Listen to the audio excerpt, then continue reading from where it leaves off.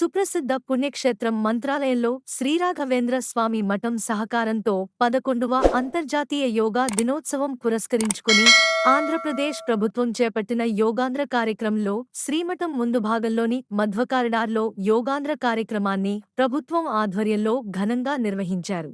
ఈ కార్యక్రమంకు ముఖ్య అతిథులుగా శ్రీమఠం అధికారులు మాధవశెట్టి కె. శ్రీనివాసరావు మరియు ప్రభుత్వ అధికారులు పాల్గొని జ్యోతి ప్రజ్వలన చేసి యోగాంధ్ర కార్యక్రమంను ప్రారంభం చేశారు.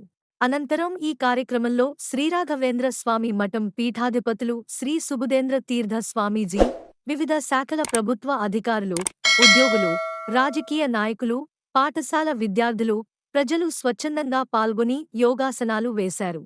అనంతరం శ్రీమఠం పీఠాధిపతులు శ్రీ సుబుధేంద్ర తీర్థ స్వామీజీ మాట్లాడుతూ, పూర్వకాలంలో ఋషులు యోగా చేయడం వల్ల వాళ్ళు ఆరోగ్యంగా ఉండగలిగారని, కావున మనం కూడా దైనందిన జీవితంలో అందరూ కూడా యోగాను తప్పకుండా అలవాటు చేసుకోవాలని, యోగా చేయడం వల్ల మనసుకు ప్రశాంతత ఉంటుంది అని, అలాగే ఇటువంటి కార్యక్రమం చేపట్టిన కేంద్ర, రాష్ట్ర ప్రభుత్వాలకు శ్రీరాఘవేంద్ర స్వామి మఠం తరపున అభినందనలు తెలియజేశారు.